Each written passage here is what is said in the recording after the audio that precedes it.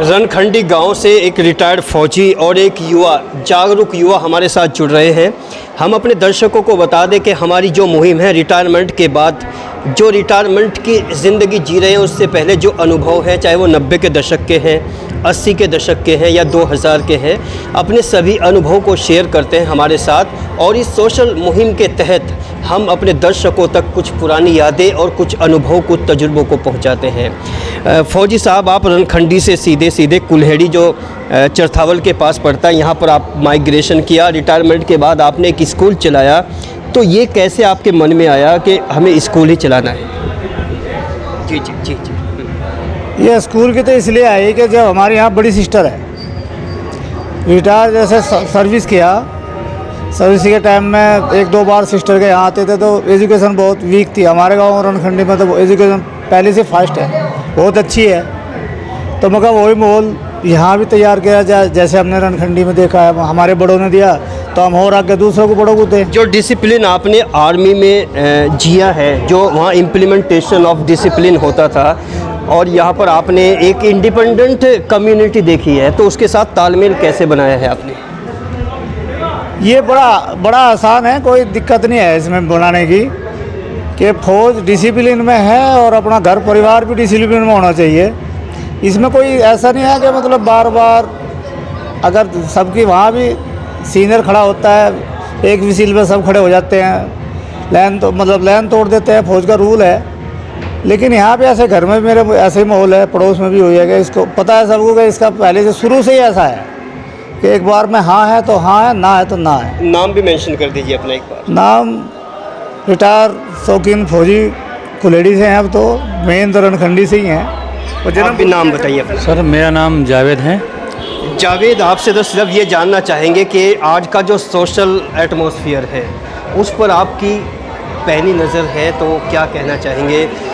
खासकर अल्पसंख्यक समाज का जो गिरता मयार है, इस गिरते मयार पर रोशनी डालिए। सर, दरअसल हमारे पास कोई अच्छा रहबर नहीं है जो हमें युवाओं या हमारे बिरादर भाई में कोई हमारा रहनुमा हो, हमारे हाथ पकड़ के लेके चले और हमें कुछ आगे का ज्ञान दे। लेकिन रहनुमा तो आपके पास बहुत हैं, चाहे वो दारुल है, चाहे वो मरकज़ है, बहुत सारे रिलीजियस रहनुमा आपके पास हैं। कुछ सियासतदान की कमी है, तो वो रिलीजियस रहनुमाओं से कितना इत्तेफाक रखते हैं? अगर नहीं रखते तो कहाँ नहीं रखते? सर, दरअसल वे जो हैं वे एक धार्मिक आस्था के लेकर ही हैं, क्योंकि जो सामाजिक में भी थोड़ा होना ज़रूरी है, जहाँ तक मैं मानता हूँ। फील्ड भी एक अलग चीज़ हो गया, सामाजिक एक अलग हो गया, और अपना धार्मिक अलग चीज़ होगी। क्योंकि आजकल हमारे जो धर्मगुरु हैं सिर्फ धर्म पे ही करते हैं बात, राजनीति कोई बात करना पसंद ही नहीं कर रहा। धार्मिक गुरु किन को मानते हैं आप अपने? धार्मिक गुरु तो जो हमें सही रास्ते बता रहा है, इंसानियत के रास्ते बता रहा है, वो ये मेरे धार्मिक गुरु है। आज जो एक अल्पसंख्यक समाज है, मुस्लिम समाज है, एक ऐसे दौराहे पे खड़ा है। जैसे आप युवा हैं, ऐसे अनगिनत युवा हमें मिलते हैं जो लगातार कहते हैं कि आज हमारे पास रहनुमा होने की बहुत कमी है। तो इस कमी को कैसे दूर किया जाए? इसके लिए हम लोगों को थोड़ा मुहिम चलाना पड़ेगा, हमें जागरूक होना पड़ेगा और अपने हक़ के लिए आवाज़ उठानी पड़ेगी, जाहिर सी बात है। और जो पुरानी कुर्सी बैठे उन्हें उठा के अपने आप बैठना पड़ेगा उन पर, ये हमें जवाब देंगे इस तरीके से। जो आज मुस्लिम भटका हुआ युवा है, जमीयत उलमा हिंद का क्या फ़र्ज़ बनता है उन युवाओं को राह रास्ते पे लाने? उनका ये बनता है कि उनके हाथ में सब चीज़ है, पावर है और जनता का प्यार भी है। वे हमें थोड़ा गाइड करें और अपनी मन की बात बताएं, हमारे मन की बात सुने। कुछ ऐसा लगता है आपको कि वो युवाओं के मन की बात नहीं सुनते? बजी, वे तो कोई धार्मिक कोई आयोजन हो तो वहाँ मिल जाए, वरना कोई सामाजिक में या जैसे कोई प्रोग्राम हो इस तरीके का कोई आज तक हुआ ही नहीं। आपने कभी मिलने की कोशिश की है अपने किसी रहबर या रहनुमा से? जी, हमने तो कोई मिलने की कोशिश की नहीं, क्योंकि मिल का फ़ायदा क्या होगा?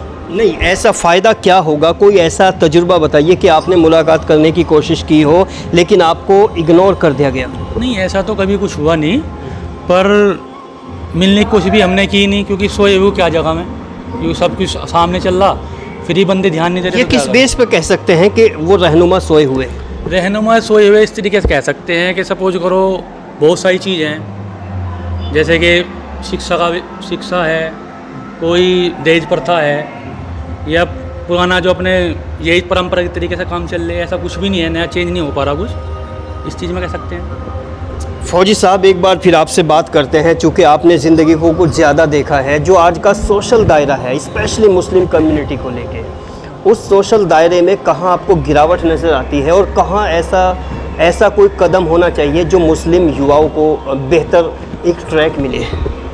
सभी को ये एजुकेशन की कमी है, तालीम होनी चाहिए, एजुकेशन होनी चाहिए, किसी भी धर्म से या किसी भी भाषा में होनी चाहिए। ये नहीं है कि उर्दू होनी चाहिए या मतलब मुस्लिम होनी चाहिए या संस्कृत नहीं होनी चाहिए। एजुकेशन होगी तो इज्जत अपने आप बढ़ेगी, एजुकेशन नहीं है तो ऐसे खड़ा रहेगा, भटका रहेगा इंसान। नहीं, एजुकेशन तो वो भी है जो अरबी मदारिस देते हैं, चाहे वो बड़े बड़े इदारे देते हैं, लेकिन मुख्य धारा से कैसे जुड़े? सवाल तो ये पैदा होता है ना, मुख्य धारा से आज जो मुस्लिम एक बड़ा तबका कटा हुआ है उसको कैसे जोड़ा जाए?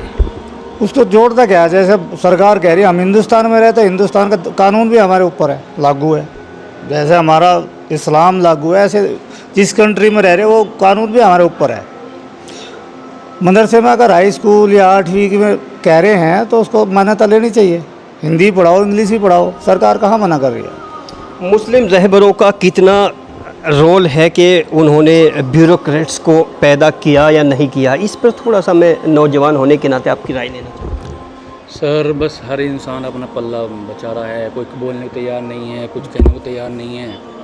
और हम तो सुनते हैं कि जैसे कि तुम्हारा वक्त, ये क्या बोलते हैं ना, ऐसे वक्त बोर्ड वगैरह है या संपत्ति इस तरीके की कहाँ है, क्या है, मैं आज तक इस चीज़ का कोई ब्यौरा पता नहीं ना कभी किसी गरीब को वो संस्था का फ़ायदा हुआ। अब कहाँ है, क्या है, वो तो बेजान है। आपको ऐसा कुछ लगता है कि मुस्लिम गरीब युवाओं को अगर कोई अच्छे कोर्सेज़ करने की, कोई फाइनेंशियली उनको माली मदद चाहिए, कहीं कोई रास्ता, कोई ऑफिस है आपकी नॉलेज में जो उनको कोई इदारा या कोई ऑर्गेनाइजेशन मदद करे? सर ऐसा तो हमारी निगाह में तो कोई है नहीं, पर अगर कहीं मिलेगा सबसे पहले शुरुआत मैं ही करूँगा। अगर कोई ऐसी संस्था मिलेगी तो सबसे पहले मैं ही करूँगा उसकी कोशिश।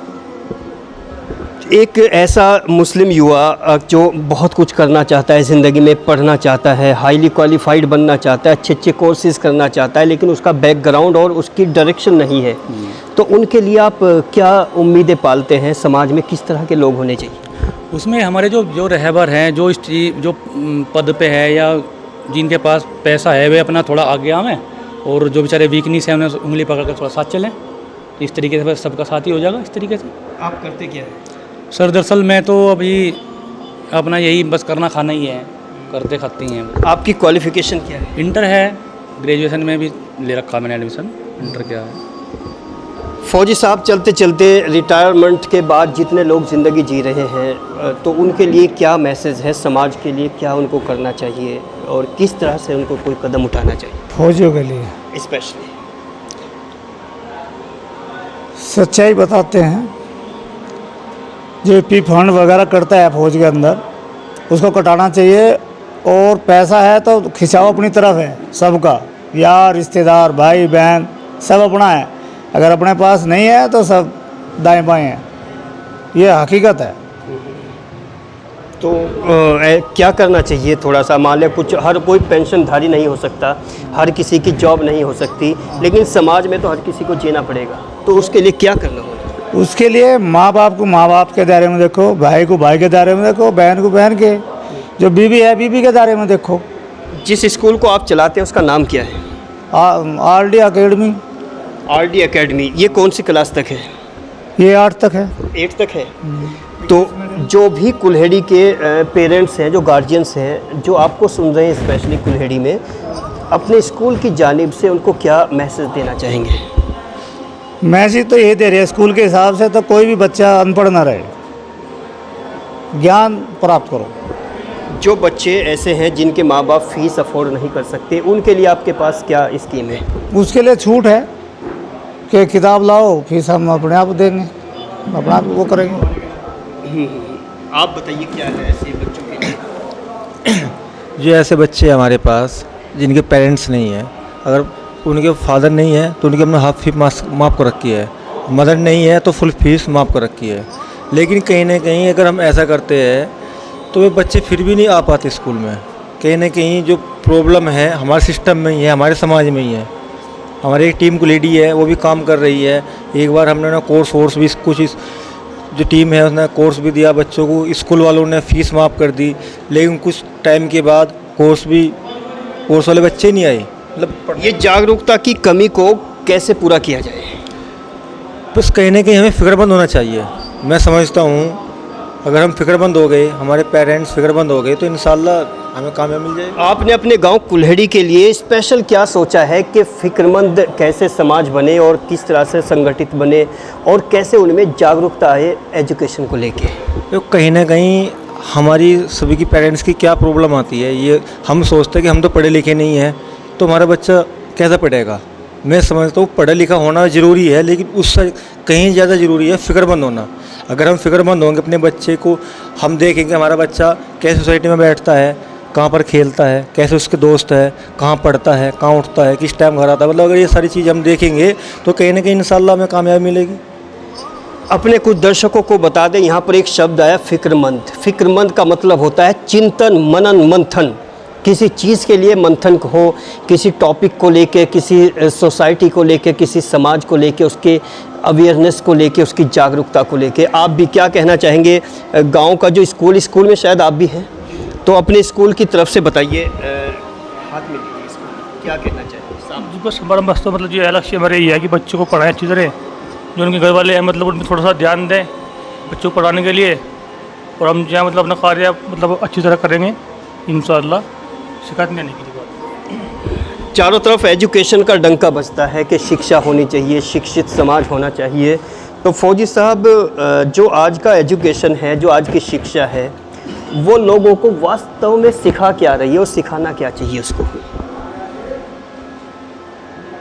आप बताइए सवाल। जी सर दरअसल बात ये है, सिखाना हमें चाह रहा है कि हमारे बच्चे एक अच्छा इंसान बने और इंसान के साथ एक अच्छी अपनी पर्सनैलिटी भी बंद होगी और अपना पढ़ लिख के एक अधिकारी और बैठ के बात करने वाला, बोलने वाला इंसान बने। मेरा मानना तो ये है। तो क्या आज की एजुकेशन से आपको लगता है कि युवाओं में वो जज्बा बन रहा है जो एजुकेशन का वास्तविक एक मकसद होता है? सर वही तो बोले, जब आप कुछ हमें ज्ञान है जब तब हम यहाँ डिबेट पे बोले, वरना हम बोल ही नहीं पा रहे थे। क्या बोलते हैं हम? ये भी एजुकेशन एजुकेशन की देन है, वरना क्या बोलते, भाग जाते हम तो देख के माइक को कि क्या आपने क्या जो स्कूल ये बोल रहे हैं उसमें आपका भी कोई रोल है? जी बिल्कुल है, RD एकेडमी है सर। आप उस स्कूल के लिए क्या कदम उठा रहे हैं? सर मैं उसके लिए 24 घंटे देखता हूँ कि उसके आस पड़ोस में कोई असुविधा ना हो, असामाजिक तत्व ना हो, और CC कैमरे लगे हुए हैं और हम रात दिन पैनी निगाह रखते हैं कोई असामाजिक तत्व उसके आसपास ना खड़ा हुआ हो। और सामाजिक तत्व से क्या मतलब है? असामाजिक तत्वों से मतलब सर ये है कि जो गांव में वैयात फिर जाते हैं ना, जिनके घर में कोई काम नहीं है या कुछ अश्लील हरकत करने वाले, उस पर मेरी पैनी ध्यान निगाह रहती है। आप परमानेंट गांव में रहते हैं? जी परमानेंट में, कभी छुट्टी में आ जाता हूँ, महीने 2 महीने के लिए, वरना मैं मेरा रहता हूँ बाहर। नाम है RD एकेडमी, RD एकेडमी जी। और ये पूरी एक फैमिली है जो RD एकेडमी कुल्हेड़ी को चलाती है, और ये मुस्लिम राजपूत गांव है जो ख़ास तौर से अल्पसंख्यक समाज को जागरूक करने का अभियान इन्होंने छेड़ा है। जी जो हमारी RD एकेडमी है वो हमारे लिए एकेडमी नहीं है, बल्कि हमारे लिए एक फैमिली है। वो जो उसमें बच्चे हैं, मैं मानता हूँ कि बच्चे हमारे अपने हैं और हमें उन्हें अपने बच्चे की तरीके से उन्हें देखते हैं, उन्हें और उनका स्नेहपूर्वक प्यार देते हैं, उन्हें प्रोटेक्शन देते हैं। ये हमारी अभी जो कल 10th और 12th का रिज़ल्ट आया है बोर्ड का, तो आपकी स्कूल से कितने बच्चे निकले हुए, क्या परसेंटेज रहा है, आप बताइए। अभी जो हमारे पास है 10th के भी मतलब बच्चे नहीं हमारे पास, इंशाल्लाह नहीं, आपके यहाँ से जो 8th पास करके गए थे 2 साल पहले, अभी जो उनका रिज़ल्ट आया है, तो क्या आपको कुछ उनकी मालूमात? सर ये हमारे पास जो है फर्स्ट बेंच है 8th क्लास का। हाँ ये फर्स्ट बेंच 8th क्लास का, लेकिन इंशाल्लाह हमें उम्मीद है अपने बच्चों पर, अपने टीचर्स पे इंशाल्लाह आने वाले टाइम में हाई स्कूल इंटर का इंशाल्लाह UP टॉप कराना है। उम्मीद है हमें इंशाल्लाह, इतनी मेहनत करेंगे बच्चों के साथ। अभी UPSC का रिजल्ट आया था, इंशाल्लाह जो मुस्लिम हैं वो बढ़ रहे हैं, उन्हें गाइडलाइन मिल रही है। पिछली बार अब से 2 साल पहले रिजल्ट आया था, उसमें आई थिंक 25 बच्चे ने UPSC पास किया था, उसके बाद में 29 हुए और अब की बार 50 बच्चे हैं UPSC में। तो इंशाल्लाह लग रहा है कि कहीं ना कहीं एजुकेशन का जो दायरा वो बढ़ता जा रहा है। RD एकेडमी जो विजुअल्स के थ्रू आप स्क्रीन पे देख रहे हैं, ये एक ऐसा पौधा है, ऐसा एजुकेशनल पौधा है जो धीरे धीरे प्रोग्रेस कर रहा है और लोगों में इसके प्रति अपनी जिम्मेदारी बन रही है। चूँकि इन लोगों ने, इस टीम ने जो बैठी है, बड़ी रिस्पॉन्सिबिलिटी के साथ अपनी ड्यूटी परफॉर्म की है और इसी तरह से जागरूकता अभियान, सोशल मूवमेंट हमारा लगातार जारी है। हमारी इस रिपोर्ट पर कमेंट सेक्शन में ज़रूर लिखिए। बने रहिए NA एक्सप्रेस के साथ। नए अपडेट के लिए बने रहें एन एक्सप्रेस न्यूज़ के साथ।